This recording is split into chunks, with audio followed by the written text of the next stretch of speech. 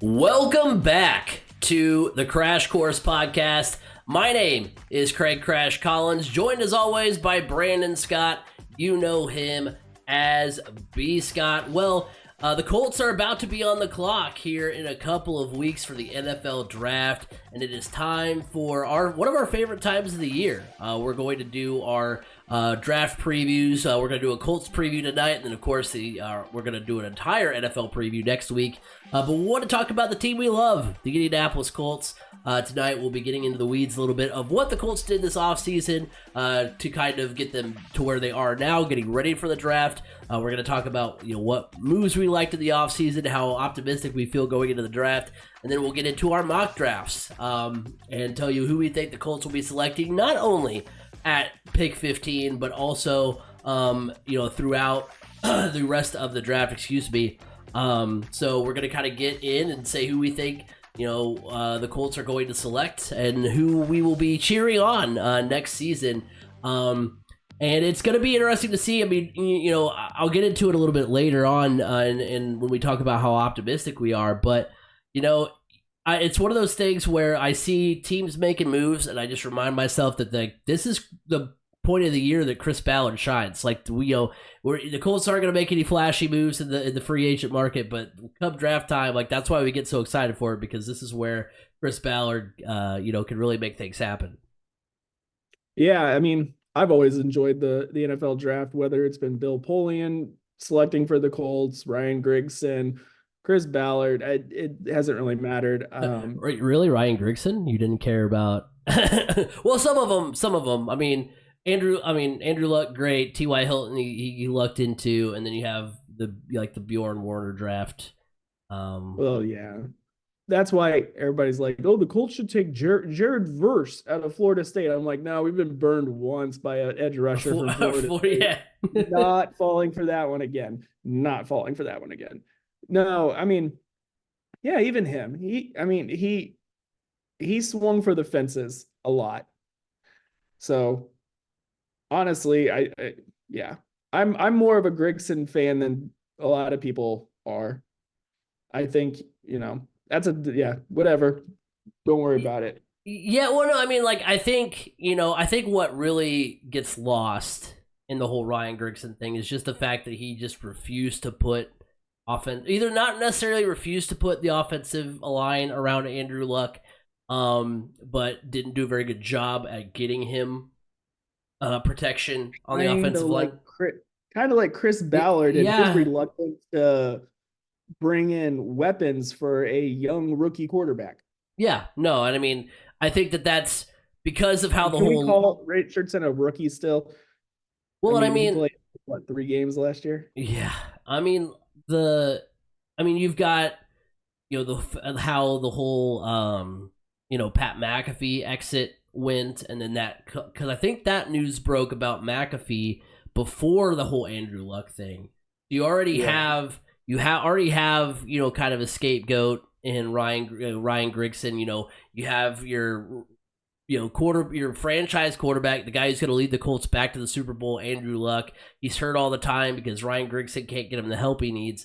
And then you have him, the fact that he kind of ran off Pat McAfee, one of the more beloved, one of the most beloved players in Colts lore. And then you have, how the whole Luck thing transpired. He's just kind of an easy scapegoat to be like, yeah, we hate him. He stinks. And I mean, yeah, Luck retired under Ballard. Right. But because of what Grigson was unable to do, that's what a lot of people and then granted, I mean, it's people who already, we all look for things to validate how we feel. Once Andrew Luck retires, everyone's like, see, we told you, we hate Grigson. So I mean, it's just stuff like that. Plus, I mean, look, didn't he do the Trent Richardson trade too? Yeah, but there's a lot more notable running back. There's a lot more notable eyesores, and then I think the whole Luck thing is what makes the Andre Johnson signing. Godfrey and Gore. But there was other ones that really shine that just bad luck. I mean, Ahmad Bradshaw.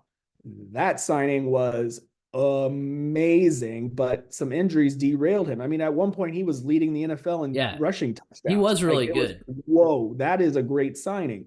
Frank Gore, yeah, he was on the back end of his career, but he was good. I Didn't he play for like two more teams after he was with the Colts? So like you can't I like. think so. I'm not. He was on the back end of his career. I'm not saying that, but I'm just saying like he's still obviously. It's not like they signed a washed up player that never did well. Like he still played What's for two more crazy teams. is that the Colts could very easily draft Frank Gore Jr. in They a couple. could. I mean, look, they're not going to get Marvin Harrison Jr., so get another Colts, former Colts son, on the team. That'd be pretty interesting. But, a lot to get into tonight with the Colts draft. But first, before we get into more Colts conversation draft-wise, let's look back at what they did over the offseason since we last talked about the Indianapolis Colts. Looking at their notable additions and re-signings, they did ink wide receiver Michael Pittman to a 3-year, $71.5 million deal after hitting him with a franchise tag. He was, of course, the leading receiver last year with 1,152 yards, 4 touchdowns on the season. They agreed to a 3-year, $31.2 million extension with Zaire Franklin, who was first on the team, second in the league in tackles last season with 179. Quarterback Kenny Moore is back on a 3-year, $30 million deal. They did sign Joe Flacco to be the backup. He's on the books for $8.7 million. He helped lead the Browns to the playoffs last season. Defensive end Tyquan Lewis is back. He's on a 2-year deal. They retained defensive tackle Grover Stewart on a 3-year, $39 million deal. They did get Rigoberto Sanchez back to be in control of the punting duties. He's on a 3-year deal with the Colts this year. They signed defensive tackle Raekwon Davis to a 2-year deal. Another 1-year deal was given to linebacker Ronnie Harrison Jr., and they re-signed running back Trey Sermon to a 1-year deal. Looking at the players the Colts lost, some notable losses this year. Quarterback Gardner Minshew, who was effectively the starting quarterback last year, he completed 62% of his passes for 3,305 yards, 15 touchdowns, 9 interceptions last year. Zach Moss, who was actually the leading rusher for the Colts last year, he had 183 carries, 794 yards, and 5 touchdowns. They also lose wide receiver Isaiah McKenzie. He only had 11 catches for 82 yards last year, but he was the primary return man for the horseshoe in 2023. So looking at the moves over the offseason, obviously the Colts relatively quiet, just kind of taking care of their own. So not any sort of banner transactions from an acquisition standpoint.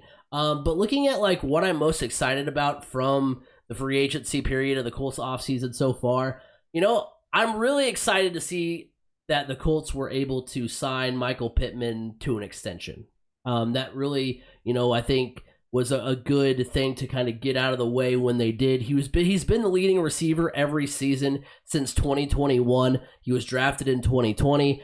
2 of those seasons, he had 1,000 yards, so 2,000-yard seasons under his belt. He was ranked 11th. He was ranked the 11th best free agent according to Pro Football Focus, the second-ranked wide receiver. And after all the drama with Jonathan Taylor last offseason, it's nice to have Pittman's contract settled well before training camp. So well before that becomes an issue. Not saying he would have done the same thing Taylor did, but there was, after the whole Taylor thing subsided, that's why I remember some of those people saying, well, the next shoe to drop is Pittman. He's reportedly like not necessarily doing anything funky, but just like they're like, what drama could come from that? And it's like, I really don't want to go through another off season of that of kind of turmoil. They'll now have Pittman until he's just shy of his age 30 season. And with the emergence of Josh Downs last season and a deep wide receiver class in this year's draft, the Colts can add another weapon to their arsenal without having to worry about getting Michael Pittman's replacement. They can add to a very good receiver room rather than be like, okay, now we kind of have to go receiver to try to find Pittman's replacement. Yeah. So I'm right there with you. The re-signing of Michael Pittman was definitely exciting. I knew that one had to be done. Kenny Moore is a great leader, and the secondary is super young, so you need somebody like that. But for me, the one that I'm most excited about actually just came today. Was it today or was it yesterday? It Yesterday. was yesterday, Sunday. It was Sunday when the news broke that the Colts have signed DeForest Buckner to a 2-year extension, giving him a good bump in pay, putting him in the top 10 for highest paid interior defensive lineman. Look, I know a lot of people were like, "Hey, use Buckner as a trade piece to move up in the draft, and it's okay to let him walk or move him on or something like all this stuff." I'm like, that is insane. No, don't. Like, he is one of the most disruptive players first through third down. He is a 3 down defensive lineman, and his strength, his athleticism, his agility, everything in the interior. He's a really tough player to guard. And look, he was in the backfield countless times this year, whether it was ended up being a sack or not. He was just disrupting opposing teams' quarterbacks constantly. And because of the attention that teams had to put on him, it opened things up for the edge rushers like Samson Ebukam and Kwity Paye. So the re-signing of, or the extension for DeForest Buckner is huge for that defense, as it gets more experience and just his leadership in the locker room as well. So that's the one I'm most excited about. Well, and first of all, thank you for bringing that up because I did forget to add that to the notes. But also, like, I feel like the Colts have lost like a banner defensive player like each of the last few years. I mean, a couple years ago it was Bobby Okereke. A couple years before that it was Anthony Walker. I know that he wasn't a huge force, but I mean, Yannick Ngakoue. They lost. So it feels like they've lost. Like this defense, like, is a far cry from what they were. Because wasn't it 2020 when the defense was like outstanding, like the best defense that we've seen like since like I believe so. Yeah, and yeah. It's like it was whatever year Matt Ryan was here. I believe. Well, so that would have been. Was it Phillip Rivers? It was Phillip Rivers. Or Carson Wentz. Yeah, who name a Colts quarterback over the last few years. Because there was a year where it was like the defense kept them in every single game, and the offense just couldn't do anything. And as the game progressed, the defense they got fatigued. They just couldn't. So the Matt Ryan season, they were out on the field all the time. But I mean, like, they were statistically at the top. I think that was the year Phillip Rivers was there, because the year that Matt Ryan was there, like, they weren't statistically up there, but they actually like graded out better than you thought they did, because you were like, oh man, the Colts defense must be terrible because, and then you looked at their numbers and were they great? No, but you still were like, well, hey, that's not bad considering they're on the field every 10 seconds because Matt Ryan can't hold on to the ball. So, So yeah, I think the year they were statistically the best was 2020. But like it feels like since that point, the Colts defense has not been the greatest, and they continuously lose players from that defense. So it's nice to see them get a piece like DeForest Buckner back. Well, and then also get the extension of Grover Stewart as well. That is one of the most unheralded players on the defense. So, and I think the addition, I want to make sure I get his name right. Where Raekwon Davis. Yeah. Don't sleep on that one. That is a sneaky, quiet, good signing for somebody to back up DeForest Buckner. So don't sleep on that one. That's a big one right there. So as we look ahead to the NFL draft, I think we've done this question the last couple of years. This is the great thing about our segment Hot or Cold, because not only does it work for like statements and saying whether it's a hot take or a cold take, we can also use hot or cold and say, hey, what do we think of this thing on a scale of hot to cold? And that's what I want to do here, because on a scale of hot to cold, what is the optimism Colts fans should have going into the 2024 draft? And honestly, for me, I'm lukewarm. It's the way I feel almost every offseason going into the draft.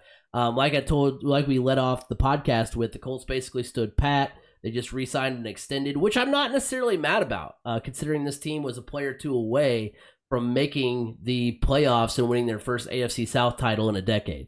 So, I mean, it's not like they just re-signed everybody from a team that went 6-11. Sick.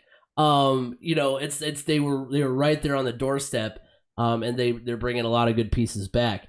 But Colts fans should be used to it by now under Chris Ballard. The Colts will never make that eye-popping move in free agency. They, occasionally, with the exception of the DeForest Buckner year, where they went out. That wasn't a move in free agency. I know. I was getting ready to say that was a draft. Technically a draft move. Right. But I'm saying, they will never make that kind of eye-popping move prior to the draft, I guess would have been a better way to phrase that. Yeah. But the reason why I'm lukewarm though is because you see teams like the Titans add Calvin Ridley and Tony Pollard, though Tony Pollard was a necessity because they lost King Henry. So obviously I'd rather have King Henry than Tony Pollard. So that's obviously good for Colts fans because the Titans got a little bit worse at running back, just by the nature of King Henry being a monster. But then you see the Texans add Stephon Diggs, and you see the Jags add Eric Armstead and Gabe Davis. And so you still kind of wonder if the Colts are still at the top of that AFC South race when you see all these additions being made. But still, there were no major losses on the roster. I mean, you could say Zach Moss, but I'm not going to lose a whole lot of sleep over the backup running back, even though he did open some eyes last year and did perform very well. So, I mean, if Ballard does what he does in the draft, the Colts should be in solid shape. Like I said, the last few years, I feel like there was that one player that you could go back on, post free agency and say, that's the Colts being stingy yet again. The Colts didn't re-sign this player. Ballard never wants to, back up the Brinks truck to a player that deserves it, whatever. Or he never wants to back up the Brinks truck to make sure he keeps, whatever player. But this year I don't feel like there's that, losing Gardner Minshew kind of stinks, but it's also the backup quarterback. Yeah, losing Zach Moss kind of stinks, but it was the backup running back. But come on. The addition of the signing of oh my gosh, Joe Flacco. That's kind of exciting. In the sense that you're like, okay, so if Anthony Richardson gets hurt again, we've got Matt Ryan again. Awesome. But Joe Flacco played a lot better last year than Matt Ryan did. But he turned the ball over at a much higher rate. The Browns defense is way better than the Colts defense. I'm not saying we're going to see a repeat, because it would be unreal for Joe Flacco to turn the ball over at the rate that Matt Ryan was turning the ball over. And look, I like Joe Flacco. I'm not super fond of the stories I hear about how he treated Lamar Jackson on the way out. But at the same time, I don't mind Joe Flacco, but at the same time, I feel like it's not an upgrade. It's not the upgrade I would have. I mean, yeah, it's backup quarterback. You're not going to see a massive upgrade there. But heck, I would have much rather see the Colts trade for Justin Fields before I would have wanted to see Joe Flacco. Apparently the Colts rumor has it the Colts actually inquired about that. Right. And I would have, and considering what it costs, I mean, I know Ballard, even no draft pick left behind. We're not going to trade a 6th rounder for Justin Fields to have a younger, more, where a quarterback where you could still theoretically run your offense with, Justin Fields the same way you would have with Anthony Richardson. Okay, well then here's a question for you. If a quarterback let's say Michael Penix or Jordan Travis falls in the draft, do the Colts look at drafting another quarterback to have a young backup? I guess you'll have to look at my mock draft coming soon, teasing the mock draft because I'm in that camp that thinks that they should at least look into that situation. So yeah, I'm lukewarm on the Colts offseason, not because I feel like, oh man, I'm not. This is not as crucial of a draft as I thought last year's draft was, where I thought oh man, where are the Colts going? But more of just I just watched the AFC South. Some AFC South teams get better, and so now I just kind of am interested to see what Ballard does on draft day. Yeah, I mean, I don't know. I'm like you. I'm probably more on a little bit of the cold side of things just by looking at, I mean, yeah, obviously going out and signing some players like Calvin Ridley, those things aren't going to happen. Those types of moves just aren't going to happen. But the fact that, I know you want to re-sign your own, and I appreciate that. But at the same time, right now is a time where you have your franchise quarterback on a rookie contract. And this play, you want to make sure this player has the best possible weapons. But yet you keep sitting there up there at the press conference just saying, we just need to get older at these positions. We need to get older at these positions. We just have a young room there. Our room is so young. There's a way to get older by those positions by getting someone who is in fact older. Yeah. And then it's okay, we'll re-sign one of our guys, and then we'll draft a bunch of players. We'll draft players at that position. So it's just constantly young. And I feel like when you get into that, like at this point, what Ballard it feels like he's doing constantly, he's constantly drafting depth. So there's just a ton of young players. So if there's an injury, there's more people there ready to go. But none of them are at this level of getting you to a championship. I just kind of feel like with the Colts right now are just kind of stuck in the mud or just okay with being competitive. And that's why my feeling is cold, because you actually had an opportunity. You didn't have to go out and sign a whole horde of people, but at least one signing, or just something that shows like, yes, we know we have these gaps to fill and we know we need to get older here. I don't know. And the fact that they lost the Snead trade because he was just like, oh, nope, not going to pay that. It's just like, you do realize that some players are worth that. Players are worth that. And then guess what happens? It happened. You lost out on that trade because of that. And they go to your division rival then. And so your division rival just got that much better. And you're like, we're going to run it back because we are all in on our injury-prone rookie quarterback. Yeah. And that's a little tough pill to swallow for me, because it's like, okay, and the reason that you even got close to knocking on the doorstep of the playoffs is because of Gardner Minshew's play. So what did you do? You let Gardner Minshew walk. It's like,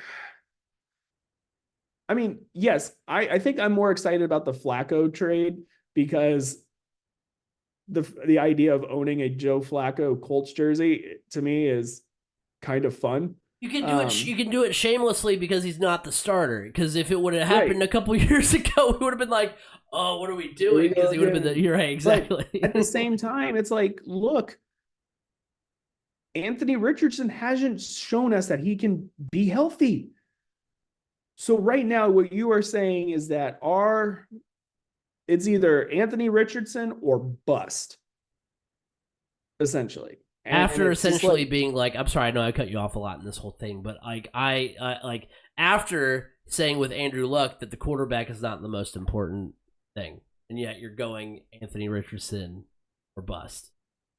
Like, yeah, I don't know. I mean, and yes, he hit on the Michael Pittman. Yes, I believe he has hit on Josh Downs. But the fact that you're like, oh yeah, we're good with Alec Pierce. Really? I don't know. I mean, just feel like you're not setting Anthony Richardson up for success. I mean, don't get me wrong. Michael Pittman is deserving of the money that they signed him to. He's a good wide receiver. But I don't know if Michael Pittman is a number one receiver on every team in the NFL. Like we're a guy like Justin Jefferson or Stephon Diggs. Those guys could go to any team and they're the number one. But yeah, I mean, to counteract that point, I will say like if the Colts offered Michael Pittman for Snead straight up in that Kansas City, like to Kansas City, I'm sure Kansas City takes that and needs a number one receiver in Kansas City. They need a number one receiver because their number one receiver is most likely going to. Right. I mean, I think that whole Snead thing happened before the whole Rashee Rice thing. But I mean, yeah, it did. But in that situation, though, I think you take Michael Pittman over Rashee Rice. Like Michael Pittman makes if the Chiefs, the reigning Super Bowl, right? But I mean, for the reigning Super Bowl champions, they would be psyched to have Michael Pittman. Now that's more to say about what they let their wide receiver room get to post Tyreek Hill, because they're like, we have Patrick Mahomes. We don't care who we have him throw to. But at the same time, that does help. Yeah. Yeah. They won the Super Bowl with a ragtag group of wide receivers.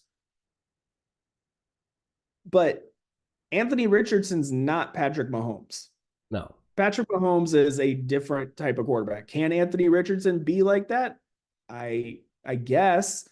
I don't know. I need to be higher on him than I am, but it's just like I've seen this story before. Yeah. It's the same story year after year after year, and we keep expecting different results. It's like after a while, you just got to step back and go, like, at what point do you realize this is not working? Yeah. No, all I know is if Anthony Richardson goes down with another injury this year, Colts fans, it's going to be tough because it's not. I mean, I don't know. We'll see. No, I mean, I hear you. And we'll get all excited. We'll get all excited at the draft because they'll get some players or honestly, what's going to end up happening is that, we all know they need a wide receiver. They need some weapons. They need help in the secondary. And what's Ballard going to do? He's going to stock up on players in the trenches. Yeah, I mean, you might not be wrong. But speaking of the draft, looking at the picks that the Colts have in the 2024 NFL draft, they have round 1. Their first round pick is pick 15. Round 2, they'll be picking at the 46th spot. Round 3, they have pick 82. Round 4, they have pick 116. Round 5, they have pick 150. Round 6, they have pick 190. And in round 7, they have pick 234. And the Colts needs, looking at a few of their needs heading into the 2024 draft. First and foremost, they need a cornerback. They need a safety. They also are looking at wide receiver help.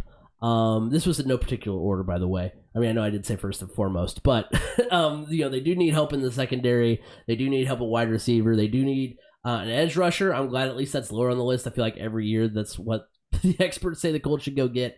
And then they have a need at interior offensive line. So looking at what the Colts should prioritize with the 15th pick, my answer is actually going to shock people, I think, or at least be a little bit more shocking. I think what the Colts should prioritize with the 15th pick is trading back. Last week on the Colts mock draft Monday, last week on the Colts mock draft Monday, 6 of the top 10 drafts had the Colts taking a cornerback with the 15th pick. We know how much Chris Ballard loves to make draft day trades, and the Colts are actually in great position to do that with their first pick this year. Looking at the prospect rankings done by Pro Football Focus, 9 of the top 10 wide receiver prospects are ranked in the top 50 overall, with the 10th prospect ranked 52nd. 9 of the top 10 cornerback prospects are ranked in the top 50 overall. 10th is ranked 67th. The top safety prospect, Minnesota's Tyler Nubin, is ranked 26th. I think the Colts should go with either a corner or a wide receiver with the 15th pick, and by trading back, they so long as they don't move too far back, they could land a top prospect at wide receiver, at cornerback, and at safety. So they can get some solid positions by trading back. So I think they should. I mean, we know Chris Ballard will look at trading back with every pick that he has, but I think they should definitely look into it at pick 15, because maybe they can add a little bit more to the talent pool that they have, because it is so deep at those positions of need this year. Yeah, I mean, I totally agree with you. If the player that the Colts are coveting the most at the top of their draft board, if I'm okay with them trading back and getting additional picks. I'm 100% okay with that. I will say the player that I hope they draft, I didn't pick in my mock draft because the mock draft we were talking about is just great. It's silly. But a player like Brian Thomas Jr., who could be available anywhere from 15 to all the way back to 25. So there is room for the Colts to work there. You just want to make sure that, it's, if you drop back, you're not going to miss on them. But again, then there's other options as well. So yeah, I do like the idea of trading back if it presents itself in the right way. Well, B. Scott, let's not keep them waiting any longer. Let's hop in to our mock drafts for this year. I'm going to go ahead and put mine up here on the screen. You're the spoilers because you're going to see all my picks here, but we'll explain it pick by pick. I'll give my mock draft and I'll load up B. Scott's so that he'll walk you through his. And so looking at the selections, of course, Colts make the 15th selection of this year's draft. Round 1, pick 1 for the Colts, or round 1, pick 15, I should say. The first selection for the Colts. You know what? I said the Colts should prioritize trading back, and well, I have to live by my word. I can't make a selection at 15 after I just said, hey, the Colts should trade back. The only offer I got was from the Steelers, who offered me the 20th and the 51st pick. I wasn't super thrilled, but I also feel weird.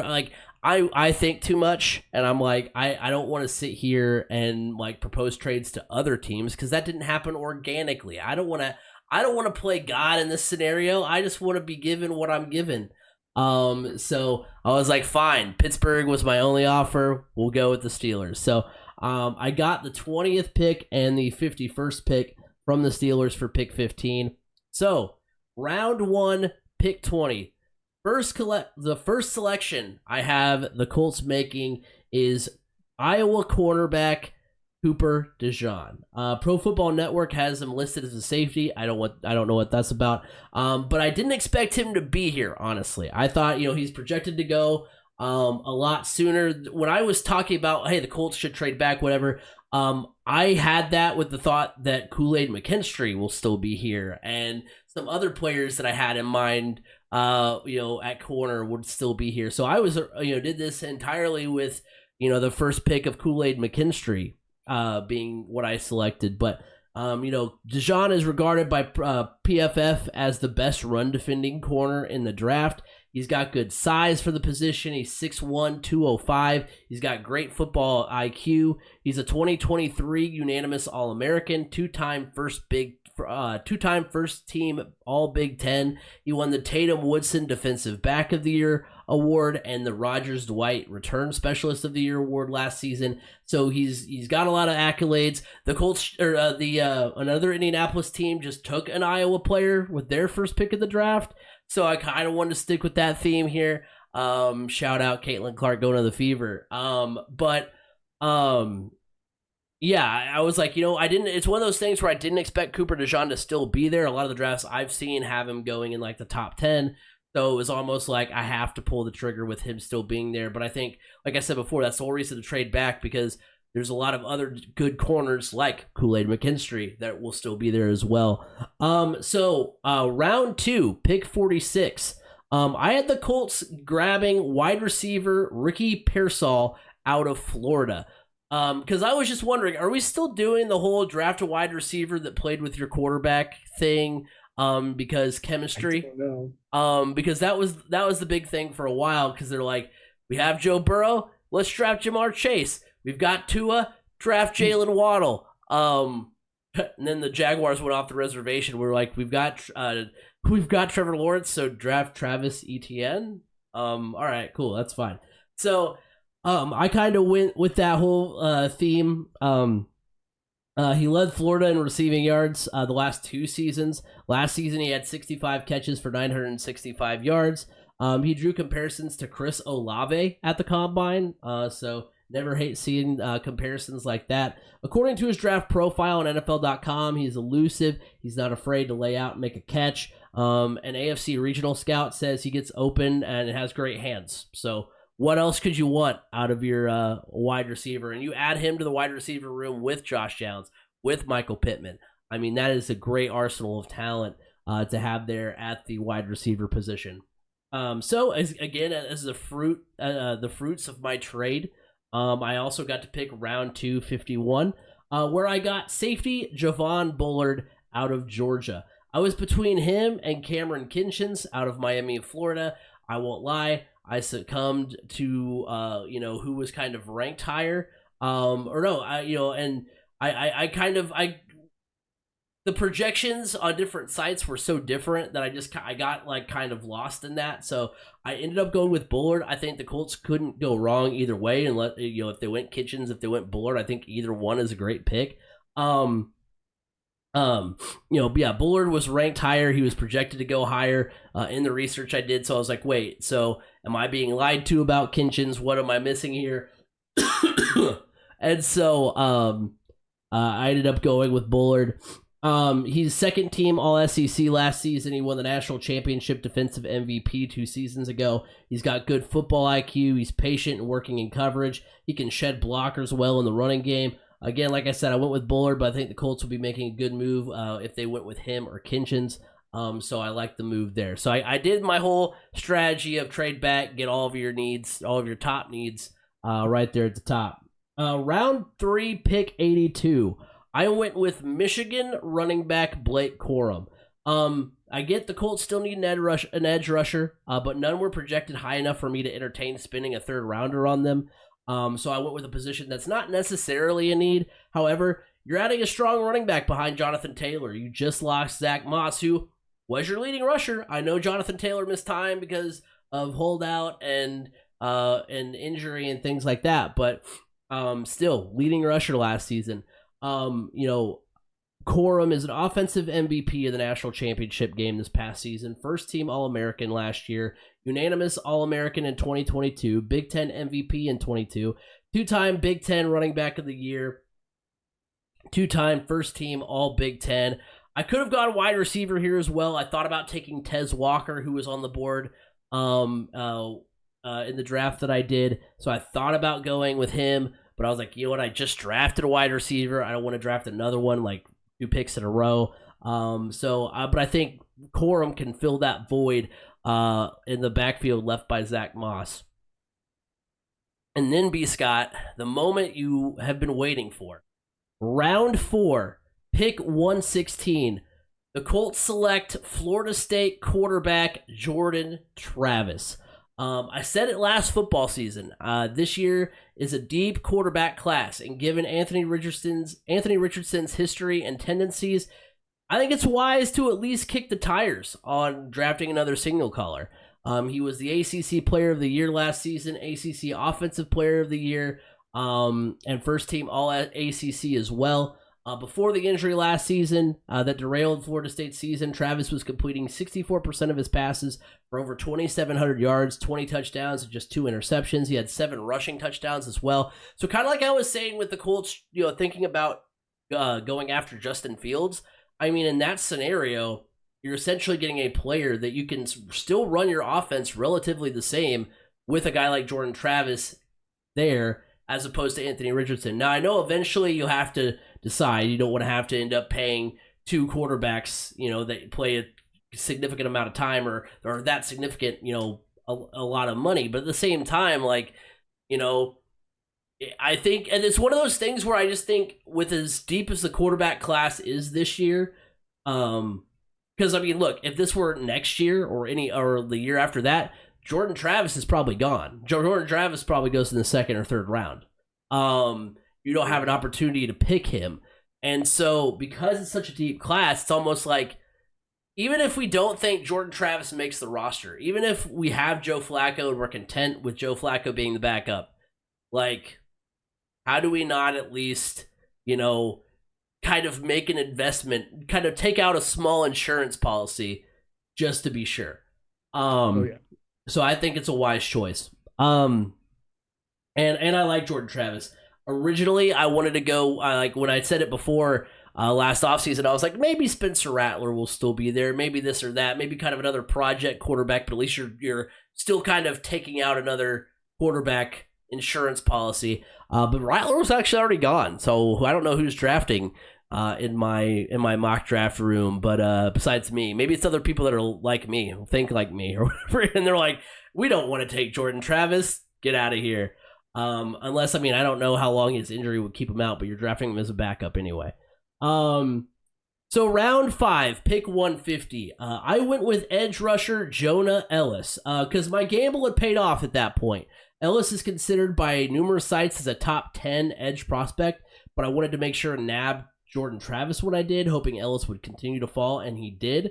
Ellis is considered the 8th best edge prospect by Pro Football Focus, the 10th by CBS Sports, who's a 2nd team AP All-American, 1st team All-Pac-12, 16 tackles for loss last year, most on the team, ranked 6th in the FBS with 12 sacks last year. Experts say he's able to shed blocks well, he's agile, he's good in pursuit. To get him in the 5th round, in my opinion, is a steal. So went and grabbed Jonah Ellis there. Round 6, pick 190. I went with safety Josh Proctor from Ohio State.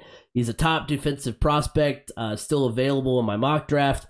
And I wanted to double up on a position of need. He's got good footwork, and he's strong underneath. He's a solid tackler and good in the run game. So I thought, hey, why not take out another, see what you can get with another safety there. And then my final pick, round 7, pick 234. I went with tight end out of Michigan, A.J. Barner. One position of need that I've seen mentioned for the Colts is tight end. Like I was telling you, B. Scott, I mean, I just don't wait. Look, I know there's guys, on the board like Brock Bowers. I know. And look, I like Brock. If the Colts end up going with Brock Bowers, not going to be mad about it. But I also think like Kylan Granson did okay. Mo Alley Cox is solid. Jelani Woods has been okay as well. To me, tight end is kind of like, when I think of, as, the only GMing I've done is fantasy sports. So that's what I think of. I'm like, tight end to me is kind of like catcher in baseball. Like, unless you have one of the best ones, it doesn't really matter who you have. And so, yeah, I like to me, having an amazing tight end, like a Travis Kelce, I mean, I know it's a big comparison, but like which I'm not saying Brock Bowers is that, just to be clear, but to have like, he's being compared to that. Well then, hey, I'll take it then. But yeah, like if you have a chance to like having a tight end like Travis Kelce, that's a game changer, like, or like a Rob Gronkowski, Sam Laporta, somebody like that, Sam Laporta. George Kittle? I was like, why can't I think of his name? George Kittle. Like that's a luxury. Like, that's great, but you don't need him to, like, it's great to have him, but you don't need him. Like, that's, right. Where I think there are other needs that are more important for the Colts to go get rather than getting a tight end when you have, guys that are passable in Kylan Granson, in Mo Alley Cox, in Jelani Woods. But nevertheless, what's funny is I almost took Barner with my 6th round pick, but opted to go defense. He winds up as the best offensive player still on the board in the 7th round, and I can satisfy the need the Colts have at that position by still going with a tight end. Probably should have gone tight end earlier because you mentioned a couple of tight end prospects. I was like, oh yeah, I forgot they were in this year's draft. I kind of wish I would have drafted them. Or I could Cade Stover. Yeah. Perfect fit for the Colts. Or I could have gone interior offensive line here as well, but oh well. I think the tight end room is overcrowded, but maybe between the 4 of them, something will get figured out. So I went. I'm sorry, AJ Barner, that wasn't like the most stunning review of your play. But that's who I think the Colts will go but with. Michigan also did not feature tight ends in their offense. They do sometimes, but they definitely didn't. Like AJ Barner, because I looked at, like, as I got later in the draft, I was like, okay, there's not much on these guys like on the site, so let me see what they did like at their respective universities. And they're like, yeah, he won the Rose Bowl in the national championship game. That's it. I'm like, okay, well, so did every other player on Michigan this last year. So that's not a whole lot of discerning qualities that he has. But he's tall, he's good, he's gonna. I think he'd be fine. I mean, it's a 7th round pick. You're not, maybe that, maybe 7th round picks, hey, maybe they're Brock Purdy and they are amazing, but maybe they don't make the team at all. So you never know. But, excuse me. But yeah, I mean, AJ Barner would be solid. We'll see if the Colts are in that position, or they probably get a tight end sooner because they make a better trade at 15 than I did, but they get maybe more picks, maybe another pick or 2 this year instead of just one other pick. So that's my mock draft. I got Cooper DeJean, Ricky Pearsall, Javon Bullard, Blake Corum, Jordan Travis, Jonah Ellis, Josh Proctor, AJ Barner. Those are the players I think will be donning the Colts blue and white this next season. All right, now it's time for mine, and I have to preface this by saying I am okay. So these mock draft simulators that you can go through, they rely so heavily on their big board that it sometimes they're just way off. And if you want your draft to be graded well, you need to play their game.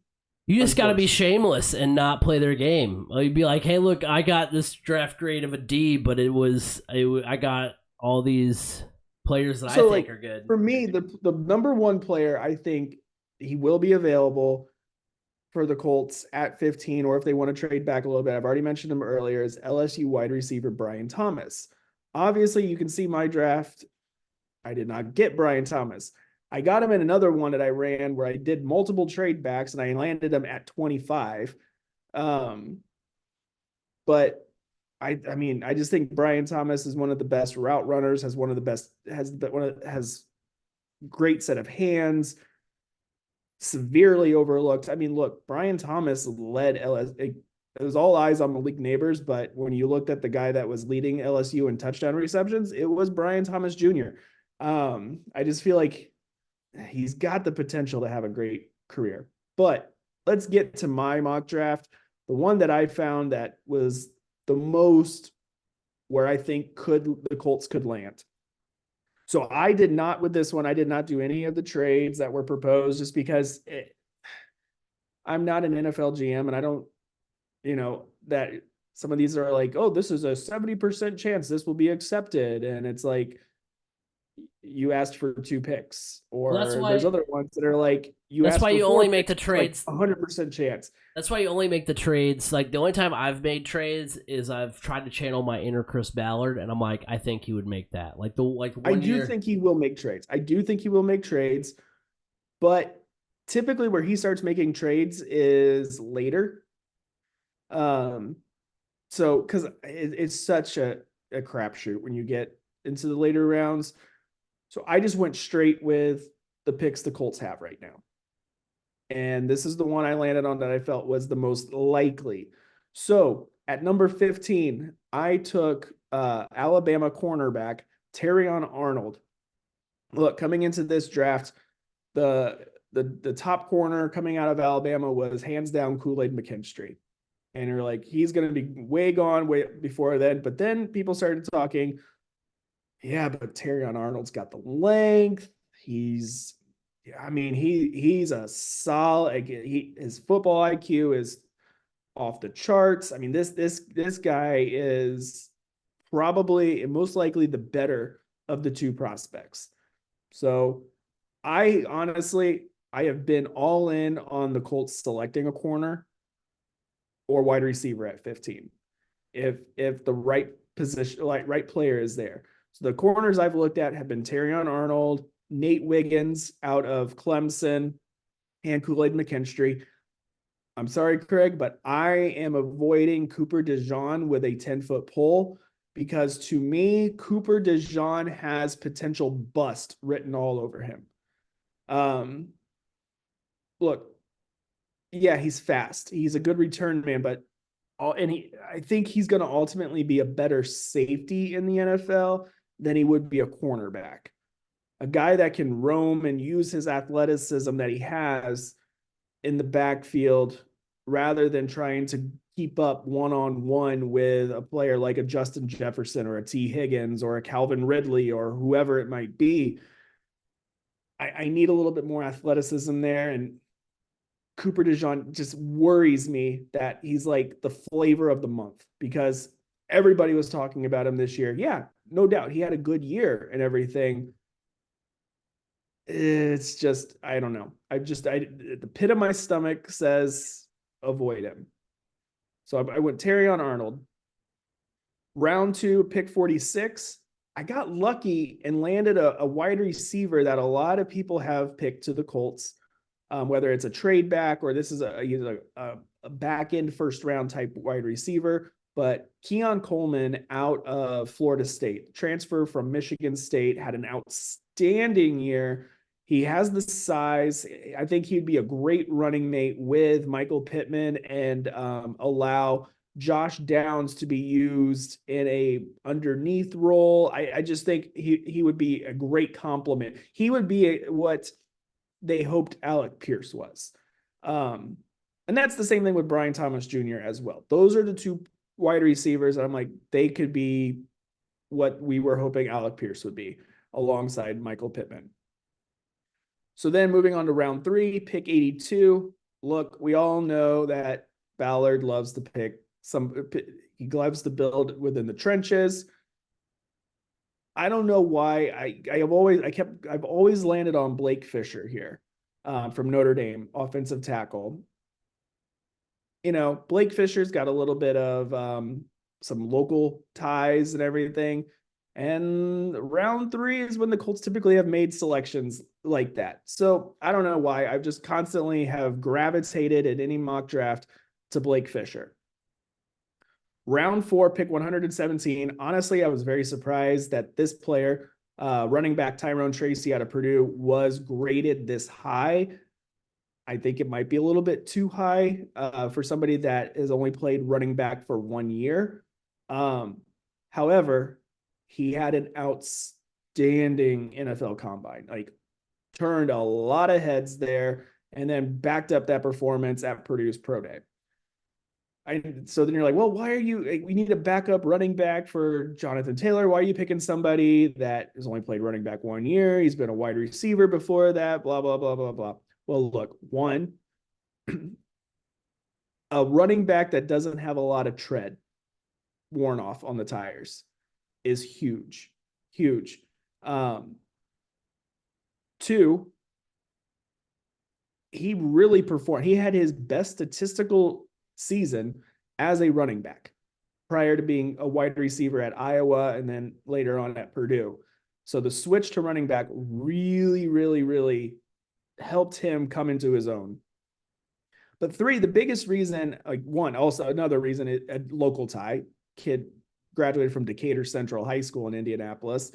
But Tyrone Tracy would give the Colts a different kind of weapon at running back, very similar to the Nyheim Hines type player. And if the Colts are really wanting to, look at an RPO type offense, a player like Tyrone Tracy could, I just kind of feel like his athleticism, and when he hits the outside, it's a game changer. If you needed to motion him out of the backfield and into the slot, you're able to do that. He's got to be a great pass catcher out of the backfield. Look, he proved to be a great blocker. I mean, there was, going into the season last year at Purdue, running back number one was Devin Mockabee. But as the season went on, it became 1A and 1B with Tyrone Tracy, several times becoming the preferred back within different situations or different games. I just think he would be a great weapon to utilize. Moving on then to round 5, pick 151. Colts need wide receiver help, and this pick was just kind of one of those that was sitting there and it was like, this is too enticing, graded out at 146 on the big board, picking at 151. I knew it would grade out well, but wide receiver Luke McCaffrey out of Rice. Yes, McCaffrey, the younger brother of Christian McCaffrey. He's not on the same level as his brother, but you never know. Look, we all would have said the same thing probably about TJ Watt coming out of college. Like, yeah, he's not on the same level as JJ, and now TJ Watt has just blown up. So who knows? It could happen again. Round 6, pick 191, just like you, Craig. I went with Ohio State safety Josh Proctor. Look, this guy's got the experience. He's a solid safety. It's, and right now I feel like the Colts need some solid help at safety. Yes, they re-signed Julian Blackmon. Yes, they still have Rodney Thomas back there. And both of those guys are great, but what we have seen in the past is if one of them goes down, it is a sharp decline in talent. And I think Josh Proctor would be a great depth piece in the defensive backfield. Just smart player, just has a nose for the ball. So I really like that pick of Josh Proctor. And then to round things out at round 7, pick 234. Look, you get into the 7th round and it really is kind of just a toss-up. The best player available in the draft was interior offensive lineman guard Javion Cohen from Miami, the U. And I was just like, you know what? The Colts do need some help at the interior offensive line. And that is very Ballard-like to take somebody on the O-line late and hope that it's a diamond in the rough. I mean, we've seen it a couple times that he's taken somebody late and they've made the active roster the following season for their rookie year. So Javion Cohen, and he graded out as an A+. So typically, if you go through these mock drafts, the later picks usually come in around like an A- at best, but mostly in the B range. So to land a 7th round pick that gets you an A+ grade, I'll take it. Yeah, 100%. I mean, like looking at your mock draft, I was gonna say I like the pick of Keon Coleman. I was kind of a little bummed that I missed out on him.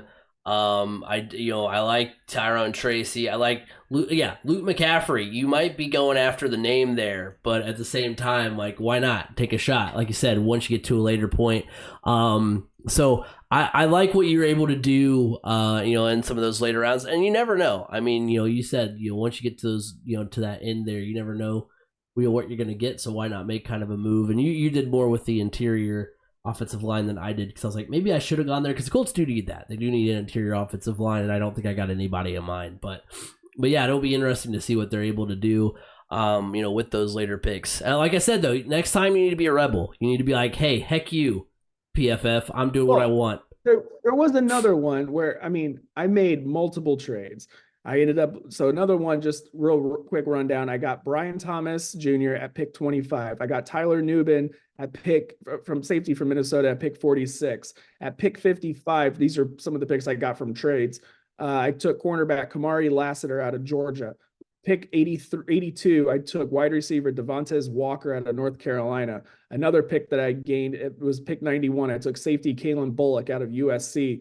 This is the one I also kind of went on a little bit of a name grab as well. But pick 117, I took linebacker Jeremiah Trotter Jr. out of Clemson. Pick 151, I took halfback Will Shipley out of Clemson. Pick 191, I took cornerback Nehemiah Pritchett out of Auburn, and then to round things out at pick 234, which was I took a running back Frank Gore Jr. So I made some moves. So on other ones, I'm usually the player that I am really I think the Colts should pick in the middle rounds. We talked about tight end and everything, but it is Cade Stover. I think. I mean, I picked him once in one and I got an A- grade on it, but Cade Stover is, I mean, the past few years in the Ohio State offense, he has been an absolute game changer for them. And no, he is not on the same level as Brock Bowers, but he is that do-it-all type tight end that is going to make your team better. So I've always liked the idea of Cade Stover, and I could see that happening in the middle rounds. See, I'm always the guy that goes off the wall with like my predictions for like races and stuff. So maybe that's your mantra. Next year, just because you're gonna grade out well if you make a bunch of trades. So it won't make a difference who you pick. So just go all out. Go be like, I made a trade with every pick, and this is what happened. And we'll see where we end up. Because yeah, I'm happy with. I mean, I won't be unhappy with any of the names that we mentioned. I do like because I mean, the Colts aren't in position to get any of that talent at the top of the draft, like a Marvin Harrison Jr., like a. I saw a few mock drafts that were like the Colts are going to go up and get Malik Neighbors. I was like, have you ever watched the Colts do a draft? Because that never happens. Here's a good question then, because it happened to me in a lot of the mock drafts. A handful of, actually all of the top offensive tackles fell because of the run on quarterbacks and the run on wide receivers and all of the special, like all of the, those high value targets, positions. I mean, obviously offensive tackle typically is, but like, I'm not even going to pronounce his name, any of these names, because none of the names I can pronounce. But the offensive tackle out of Oregon State, outstanding. The one that really stands out to me is, I'm not even going to try to pronounce his name, but the who's rated as probably the top offensive tackle in the draft out of Penn State. Fashanu, I believe is how you pronounce his last name. But if a player like that were to drop to 15, I mean, that's a Chris Ballard special right there. Do you take that and say, you are our left tackle? It's our left tackle position hasn't been, I mean, yeah, Bernard Ryman he's getting there, but do you take somebody that is like just eons ahead of him? I don't know, because that's a possibility that could happen if there's a run on quarterbacks. Which I'm surprised about, drop. Because I mean, with as deep as the quarterback class is now, I understand going up and getting your guy, but at the same time, like, you probably don't have to. And even if you miss out on your guy, there's still plenty of other guys in this draft. But who knows? Right. But if one of those top offensive tackles falls to you, I mean, I would rather. I think they need. I don't think they need it. I think they need the cornerback and wide receiver help first and foremost. Yeah, I think that's what they need to do. We all know how Ballard operates. If a player like that falls to him within the trenches, yeah, it's going to be too hard to pass up. And watch, we all know, we can sit here and talk about needing a cornerback or a wide receiver till we're blue in the face. But honestly, the pick that's probably going to end up being made is Dallas Turner out of Alabama, edge rusher. I mean, I wouldn't be upset about it, but right, it wouldn't be the one that you'd want for the Colts to go out and get. But there's plenty of other talent there for the Colts at edge. For instance, hey, if you get one of the top prospects at wide receiver or corner in the first round, you get into the second round and the value is just not there for a wide receiver or a corner or whatever one you didn't get in the first round. Guess who's going to most likely be sitting there? One of the other one of the better edge rushers from this past year and also in this draft, but Chop Robinson out of Penn State. I mean, you don't need there's no superstar defensive end, in my opinion, in this draft. So I wouldn't go. I'm worried Dallas Turner's another one of those that could struggle. Potentially, just because his size. Yeah, I mean, the Colts have lucked out with undersized players before, though, so we'll see what happens. It'll be interesting to see what the Colts are able to do. I'm excited for it, but that will do it for this week's edition of the Crash Course Podcast. Thank you guys all for hanging out. Remember, you can go follow us on Facebook, 3C Media. Go follow us over on X at 3C Media Sports. Check out the YouTube channel. If you're listening to us on the podcast app, go on over to the YouTube channel. Check out the video that got like 3.8 thousand views when we talked about Caitlin Clark, another draft. If you're itching to talk about drafts, we talked about that a little bit last week. If you're on the YouTube channel, go over to the TikTok. Go subscribe to us on TikTok. Go over to the podcast apps. Listen to us on Apple Podcasts, Spotify, wherever podcasts can be heard. You can hear the Crash Course Podcast. You can find me at Crash Course FM on Twitter. B. Scott, where can they find you? Find me on Twitter at Brandon_Scott87. Next week, we will be broadening our horizons and talk about the draft as a whole. We'll be doing some conversation on the entire NFL draft for all 32 teams. So it'll be a lot of fun to get into that. But until then, have a good week, everybody.